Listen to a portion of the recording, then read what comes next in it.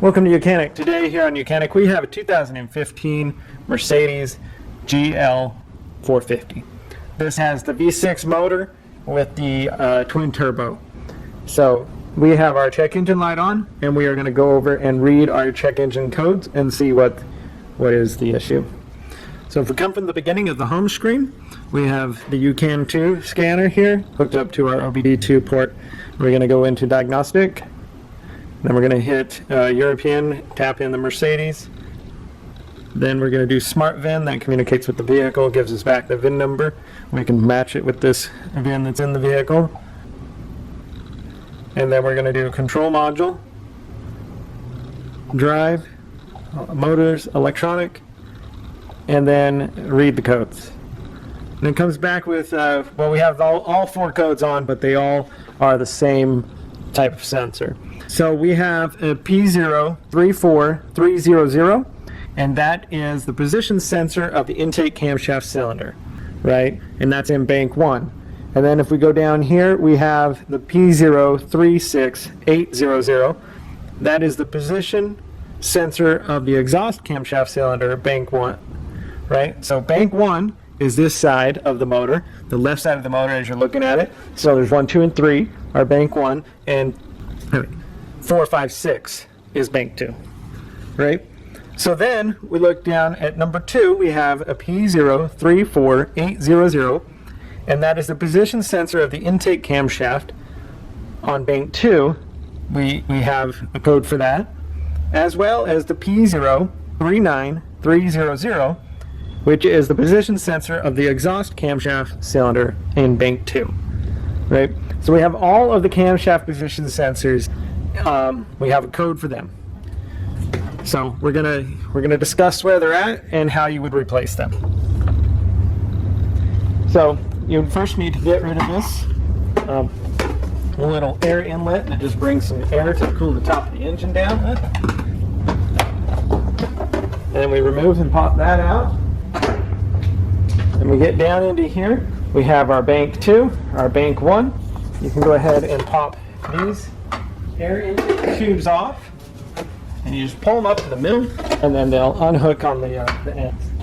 So with those out of the way, those components, we have the exhaust cam position sensor right here on bank 2, and so that was the one code that we had.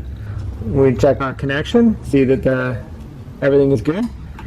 Then we have our intake camshaft position sensor on bank 2, which is right here, and we will go over how you replace these. All these sensors are the same exact sensor, just that they're in the different locations. So if you really want to rule it out that it's just the sensor, you can take one from here, put it in on this side, and then if it's, say it was bank 2 that was having an issue, and you put it into bank 1, and now bank 1 has an issue and bank 2 doesn't, then you would know definitely that it's the sensor itself.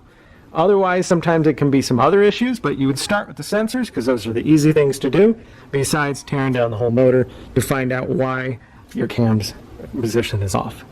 So this is back to your bank 2. That's your intake cam position sensor. Then we have our bank 1. We have our intake cam position sensor because the intake goes right down here, so they're both right together. And then over here, down under here, on this engine model, we have to remove this. So we need an E10 to undo this bolt right here. Just back it out, and then you'll be able to pop this up. It's got a pretty good O-ring in there. And then you can pop this whole thing up and off, popping all the grommets to the back. Now we can set that up out of the way. And then this cam position sensor is down in here. So we would loosen that, you can pop that sensor out and put a new one in. And this is your exhaust cam position sensor on bank 1, and then the intake one up top. I'm going to show you how you replace one of the sensors, and they'll all be replaced the same. And this is our intake sensor on bank 2, and we're going to go over how you replace that. Now first you would want to pop this little clip here. That's just a safety lock.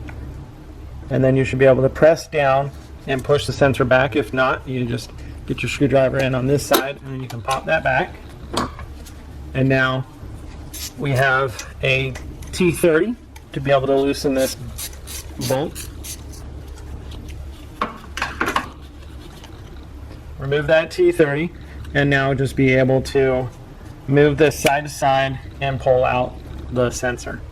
So you remove that sensor, and like I said, these sensors are all the same on this engine. So you just need to buy one or two that you need. And then you would take your new sensor and be able to place it back in the hole there. Maybe put a little bit of lube on the O-ring, make sure that the O-ring came out with the old one so that you don't have any foreign material going into your engine. And then install the P30 bolt. We tighten it down. And we just need to snug that up, not crazy tight, it's just to hold it into place.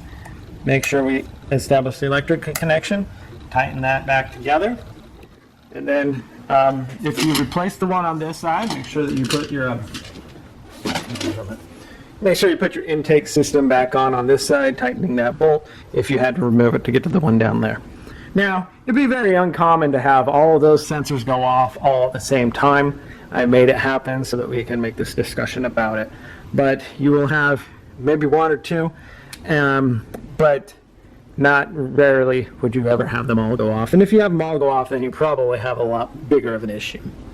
So, that being said, once you're done replacing the one or two that you may have that have gone off, one of the symptoms when this goes is that your vehicle may take longer to start than it has previously, and you also may have a loss of power. Now, it might not be the only issue with the vehicle, so if you replace the sensor and it comes back on, well then you know you're going to have something more that you need to look into. Maybe something has gone wrong with this cam position actuator that is tripping this off, so there could be sensors that aren't talking to each other the way that they need to, or you have your timing chain has got out of time because it's stretched over time.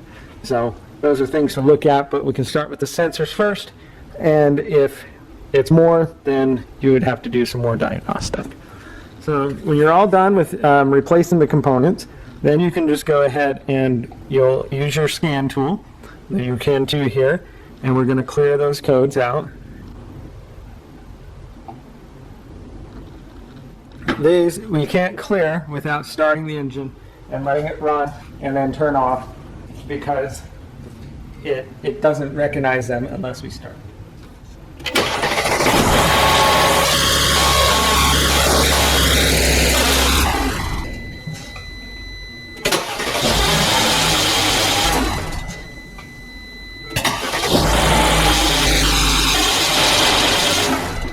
Okay, so we started the car a few times. You can see that the first time it took a lot longer to start because it was still in the recognizing that the cam position sensors weren't reading correctly. And then after you started, gone through the cycle, then you started again, and it starts a lot faster. So now with the key in the on and run position, we can now erase the codes. And we can say yes, we've cleared the codes, and it does a system check and is saying that there are no fault codes to be found on our vehicle. So we were able to replace and repair the components that we needed to right now, and we'll just drive it for a week or so and see if anything comes back. If anything comes back, then we need to do a deeper investigation in what is causing the issue. Thank you for watching YOUCANIC, where you can